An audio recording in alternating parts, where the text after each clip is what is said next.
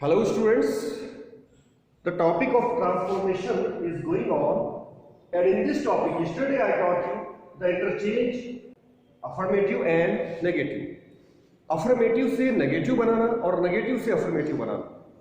कल इस टॉपिक में मैंने आपको फर्स्ट स्टेप वाले सेंटेंसेस बताए थे जिनमें मैंने फिर से लिखे हैं ही इज ऑनेस्ट। ये सेंटेंस है, जब हम इसका नेगेटिव बनाएंगे तो हेल्पिंग वर्ब या लिंकिंग वर्ब के बाद हम नॉट लगाएंगे, और नॉट लगाने के बाद इस सेंटेंस का मीनिंग सेम यही रखने के लिए मुझे इस एडजेक्टिव को ऑपोजिट में लिखना पड़ेगा। ऑनेस्ट का डिसऑनेस्ट कर दिया है, जो मीनिंग इस सेंटेंस का है वही इसका है। तो ये नेगेटिव बनाने का रूल होता है कि हेल्पिंग वर्ब के बाद आप नॉट लगा देते हैं। जिन सेंटेंसेस में हेल्पिंग वर्ब नहीं होती उसमें हम मेन वर्ब में से डू, डज या डिड निकालते हैं।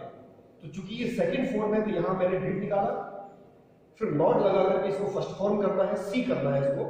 लेकिन इस सेंटेंस में अपोजिट करने के लिए कुछ भी हमारे पास नहीं है। हम आई को अपोजिट नहीं कर सकते, सॉ को नहीं कर सकते, हिम, क्योंकि इसमें एडजेक्टिव नहीं आया।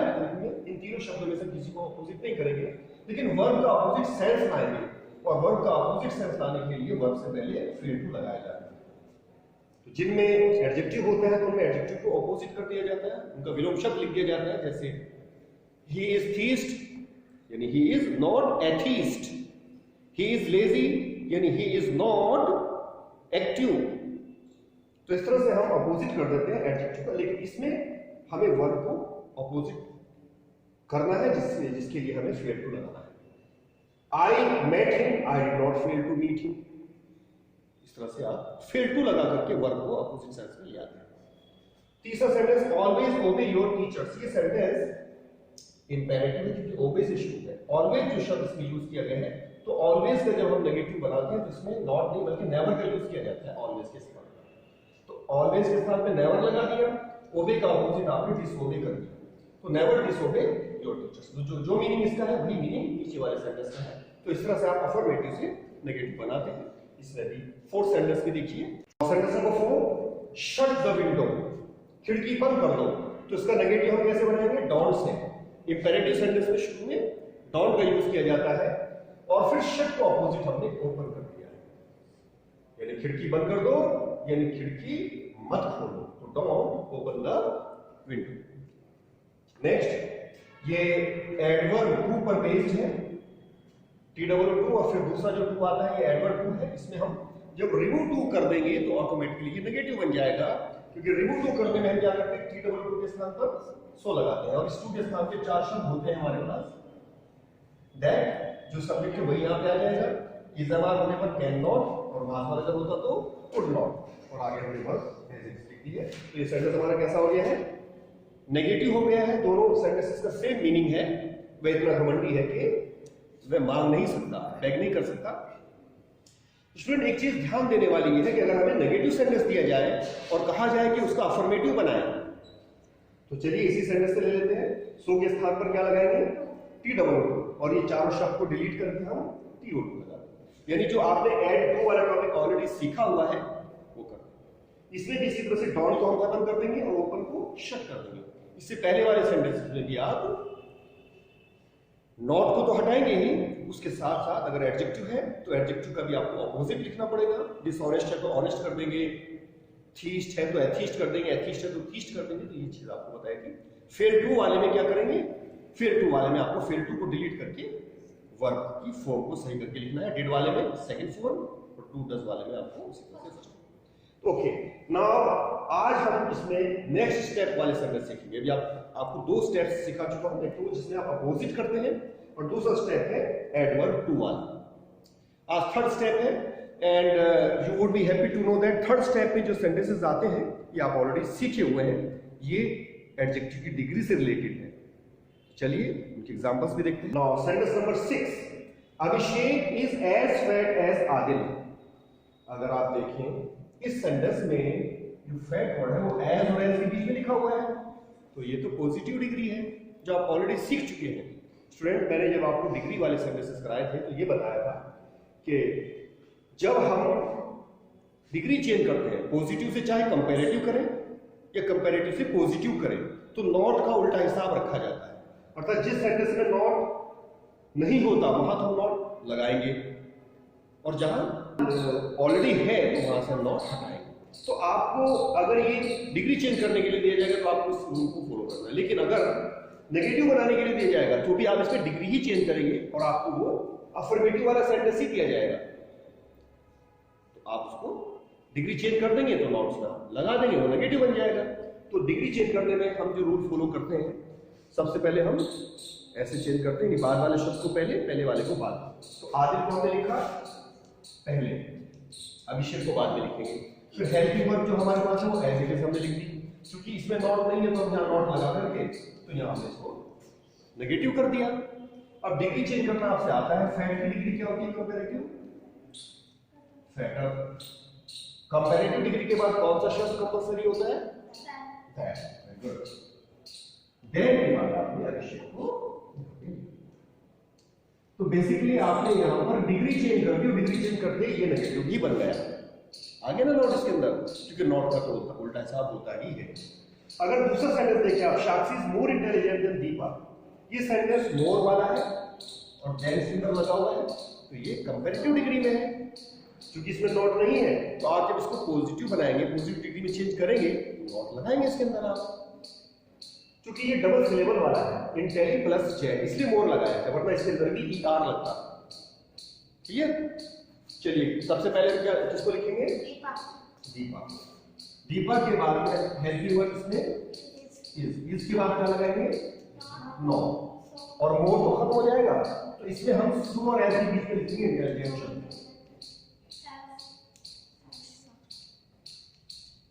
और साक्षी को, तो हमने इस सेंटेंस में डिग्री को चेंज कर दिया। पॉजिटिव को हमने कंपैरेटिव बना दिया, इसमें कंपैरेटिव को पॉजिटिव बना दिया। जो हमें ऑलरेडी सेंटेंस दिया गया था बिना नॉट का दिया हुआ था, इसलिए हमने नॉट उसके अंदर लगाया है। तो नॉट का उल्टा हिसाब बनाने के लिए हमें डिग्री ही चेंज करनी होती है, चाहे आपसे वो डिग्री चेंज कराए, चाहे आपसे नेगेटिव बनवाए। Saurabh is taller than any other boy in the class. Student, इस सेंटेंस में भी ईआर वाली डिग्री का कंपैरेटिव डिग्री का यूज किया गया है। तो इस सेंटेंस को भी आप अगर पॉजिटिव डिग्री में चेंज कर देते हैं तो ये ऑटोमेटिकली नेगेटिव ही बन जाएगा। और आपको पता है देन के बाद ये दूसरा जो ग्रुप ऑफ वर्ड्स है, ये जितने भी शब्द हैं, ये सब हमको शुरू में लगाने हैं और एनी के स्थान पर नो लगाना है। आपको याद आया है? No other boy in the class. तो नो अदर वाले जो सेंटेंस होते हैं, तो चूंकि नो जो शब्द है वो नेगेटिव में यूज होता है, ये नेगेटिव बन गया। तो no other boy in the class. उसके बाद इसमें लिंकिंग वर्ब के रूप में इज आई है, हेल्पिंग वर्ब यहां पर लगा दी। टॉलर जो डिग्री है इसको हम सो और एस के बीच में लिखेंगे, तो सो टॉल एस, और सो को लास्ट में लिखा है। तो हमने इसमें पॉजिटिव डिग्री चेंज कर दी है। तो डिग्री वाला सेंटेंस जो भी आपको नेगेटिव आपसे बनवाया जाए, तो आप उसमें डिग्री चेंज कर देंगे तो वो नेगेटिव ही बन जाएगा। नीचे सेंटेंस देखिए, cricket is the most popular game. इसमें सुपरलेटिव डिग्री यूज की गई है, मोस्ट पॉपुलर। क्योंकि पॉपुलर जो है वो डबल सिलेबल वाला वर्ड है, पोपू प्लस लर से बना है, इसलिए मोस्ट लगाया गया है। अगर सिंगल सिलेबल वाला होता तो उसमें भी ईएसटी लगी हुई होती, जैसे टॉलेस्ट, फैटेस्ट, बिगेस्ट, स्मॉलेस्ट, लेकिन डबल होने की वजह से मोस्ट लगा दिया गया है। तो डिग्री तो हमें समझ में आ गई कि इसमें सुपरलेटिव है, तो इसको भी हमें पॉजिटिव डिग्री में ही चेंज करना है, तो ये भी नेगेटिव बन जाएगा। गेम से पहले हमें नो अदर अपने आप लिखना पड़ेगा।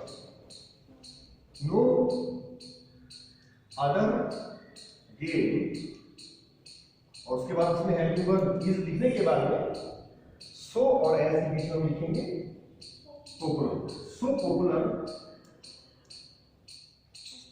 As cricket.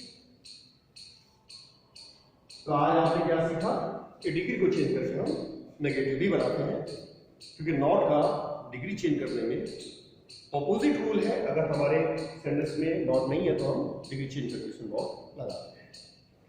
This was all about the third step. अभी मैं आपको फोर्थ स्टेप वाले नेगेटिव सेंटेंसेस बताऊंगा। Now look at sentence number 10। As soon as he saw me, जैसे ही उसने मुझे देखा, ही ran, वह भाग गया।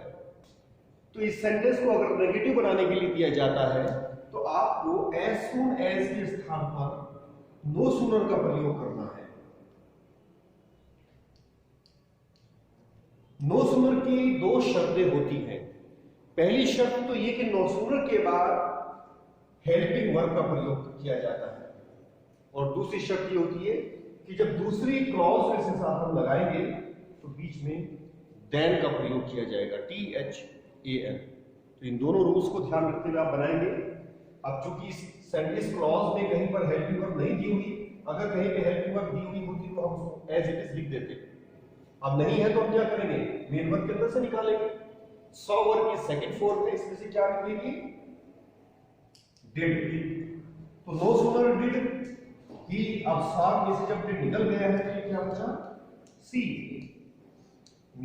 तो नो सूनर डिड ही सी मी, और कोमा के स्थान पर मैंने बताया था देन का प्रयोग, और दूसरी क्लॉज को आप एज इट इज लिख देंगे। तो इस तरह से ये sentence as soon as he saw me he ran away, ये no sooner did he see me then he fell away, same meanings है दोनों सेंटेंसेस का। Now let me give you one more example. as soon as the police came the thief ran away, तो no sooner did the police come then the thief ran away. Is it clear? Yes. As soon as the teacher went out of the class all the boys ran away. So no sooner did the teacher go out of the class, all the boys ran away. तो इस तरह से आपने as soon as के स्थान पर no sooner का use करके नेगेटिव सेंटेंस बनाना सीखा। अब यदि इस सेंटेंस को आपको नेगेटिव में दिया जाता है और अफर्मेटिव बनवाया जाता है, तो no sooner के स्थान पर आप as soon as लिखेंगे। जो हेल्पिंग वर्ब दी हुई है अब आप उसको नहीं लिखेंगे, उस हेल्पिंग वर्ब को मेन वर्ब के अंदर सेट कर देंगे। फर्स्ट फॉर्म है तो डूलर, अगर यहाँ पे डू है तो फर्स्ट फॉर्म लगाएंगे, डज है तो एस लग जाएगा इसके अंदर, सेकंड फॉर्म है तो ये सेकंड, सॉरी डिड है तो ये सेकंड फॉर्म हो जाएगा। और उसके बाद देन को आप डिलीट कर देंगे। तो उल्टा करना भी आपको आना चाहिए। Now come to sentence number 11। Only an expert mechanic can repair this mobile. केवल जो बहुत कुशल मैकेनिक है वही इस मोबाइल को ठीक कर सकता है। जिस सेंटेंस में ओनली या अलोन, ये दो शब्द बता रहा हूं मैं, दोनों नीचे वाला सेंटेंस भी देखिए, ओनली या अलोन आ जाता है, तो उन सेंटेंसेस में ओनली या अलोन दोनों को खत्म करके आपको सिर्फ दो शब्द लिखने हैं शुरू में, नन बट। तो यहां पे लिखा जाएगा नन बट, और पूरे सेंटेंस को आप एज इट इज लिख देंगे, none but an expert mechanic can repair this mobile। ये बहुत इजी है आपके लिए, इसमें हमें कुछ भी चेंज नहीं करना पड़ा है। ओनली से पहचान होगी कि इसमें नंबर लगेगा। इसमें अलोन है तो उसमें भी आप स्टार्टिंग में नन बट ही लिखेंगे। नन बट अंशुल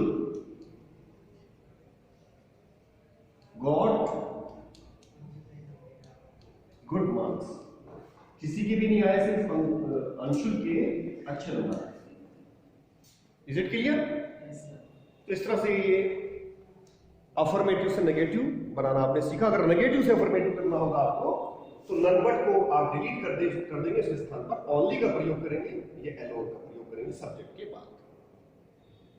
तो now the topic of interchange the affirmative and negative is completed. Tomorrow I'll start interchange of interrogative sentence, जिसमें आप assertive से interrogative और interrogative से assertive सीखेंगे। Now I am giving you an exercise. You have to do this exercise in your notebooks.